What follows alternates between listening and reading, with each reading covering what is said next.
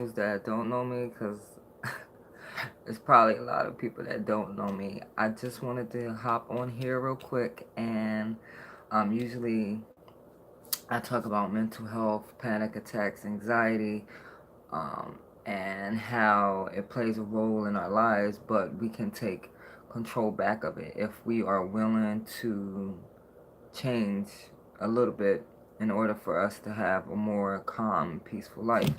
So, I'm not going to get on here every day because I know it can get drowned out with so many things, but maybe twice a week I just want to give my journey of it, and then you can share yours. So, with panic and anxiety, you have to break it down. You have to figure out what's the triggers.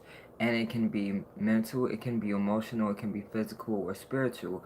I tie all four of them together. Um, Most of the time now, mine is more spiritual and more a little bit of mental. And it's just a journey.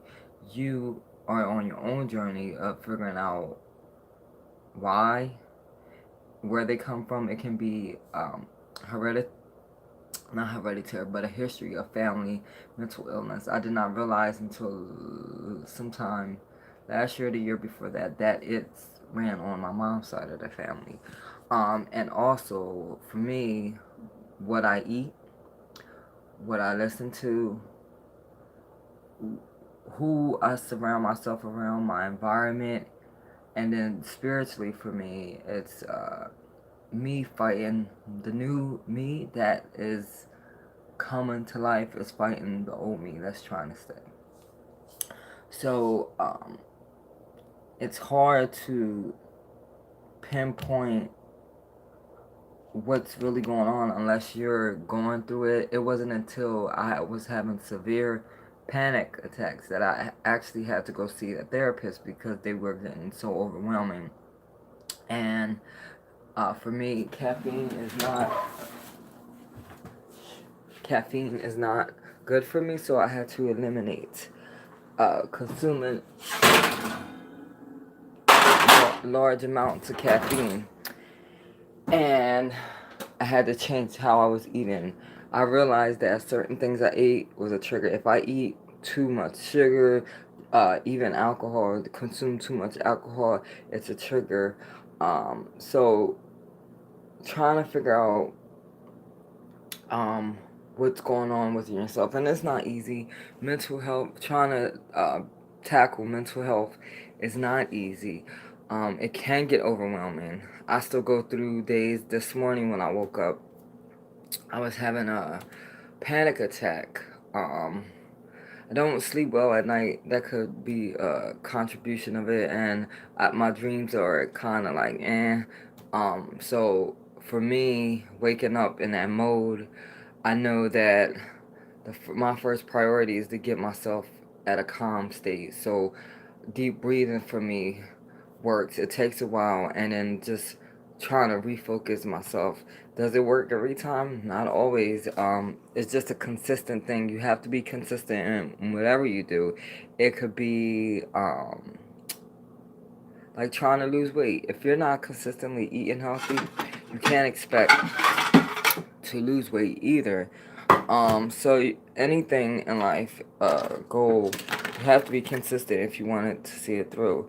So I've been battling, trying to figure out what's going on for the last 2 years, and no, I haven't found one thing that works. It's a multiple things. If I get the right amount of sleep, drink enough water, exercise, eat right, um, listen to positive stuff, do everything and keep it aligned, most of the time it's able to um, be at bay where I can at least deal with it and have somewhat of a peaceful life. But I could do all of that and still have them. That's why I said sometimes for me it's spiritual too, because it's like, okay, if I'm doing all of these things aligned right, and then I'm still having one, what's going on? And you want to rule out that it's not something physical. Sometimes diabetes, if you have diabetes, it can cause panic and anxiety. So you might want to go to the doctor. My therapist recommended it that I did that because, when you don't eat, when I don't eat um, enough throughout the day, it can send me in panic attack mode, and that could be a trigger too. So you have to know what works, what was going on with your body, and then we ruled out that no, I don't have diabetes, so can cross off that the list of worrying. And really, for me, panic attacks and anxiety, what I'm learning on this journey is that we're afraid to become who we are really meant to be. Um, for me, I'm learning that it's so much more to life than what we already know, and we can become whoever we want to be. And the person that we are today is not necessarily the person that we are going to be. Um, and a month from now, a year from now, 5 years from now. So, trying to become who we are in a world that doesn't want us to be different can be, startling, can cause panic and anxiety. That's why I said on this journey, it's a lot of different things going on: emotional, mental, physical, spiritual, that can contribute to our mental health. And mental health is a whole range of not just panic, anxiety, OCD, depression, um, manic, all these other elements and stuff. So, one, figure out what's going on with you and figure out why. And if you can't answer why, excuse me, if you can't answer why, sometimes we need to dig deeper of what's going on. Um, and you just want to look at yourself. And sometimes we need to change. We need to change what we're doing. Like if you're know that drinking coffee because of the caffeine content is contributing to your panic and anxiety, maybe you should eliminate that. I still drink coffee every now and then, but I have definitely um, downsides. If you know that alcohol causes panic anxiety, maybe you need to cut back on that. If you know being around certain people causes you panic anxiety, because negativity can feed off on you. And if you're a positive person or you're trying to be positive, being around certain type of people can cause. So we gotta change our thinking. We have to change our way of life, our behavior, our environment, everything if we want to get better. It's not an easy journey by no means. Um, but it is a consistent journey. It's going to take effort on your part. It's going to take you stepping out of the box and trying something different. And I know it's not easy. It's better said than done. But little steps can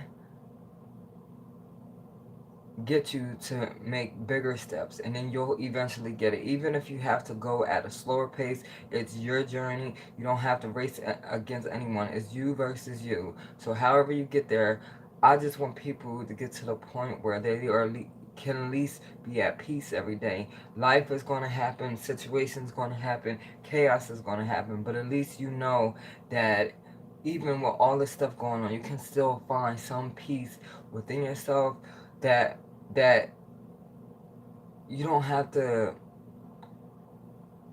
go crazy about. Like, I know panic and anxiety, it drives us to the point where we think are losing our mind, but sometimes we have to lose to gain. Sometimes we have to lose who we used to be, who we felt comfortable with, to gain a whole new us.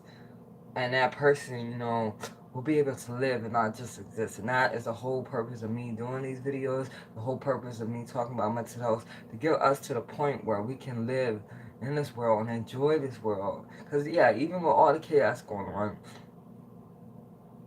this is something to be excited about. So, you can message me on here or Facebook. I have a page called The Journey, and we can chat about it. I'm so glad that now it's bringing up so many things is bringing awareness to mental health, because it's okay that we have it. If people think you're weird, strange because you are openly talking about it, so be it. Maybe those are the people that you don't need to be around. I used to be um, hesitant about talking about mental health without people would look, but you know what? No one's perfect. Everyone has something that they need to work on, and ours just happen to be up here. And then there's nothing wrong, but as long as you accept it, and as long as you know that you need to get help or need to change, that is half the battle. And continue to keep going forward. Know that as people out there, just reach out your hand. Don't be ashamed of who you are, and let's continue to elevate ourselves so that we can get to the next level, so that we can be excited about living and not existing. I will be with y'all soon, and I want everyone to have a good day.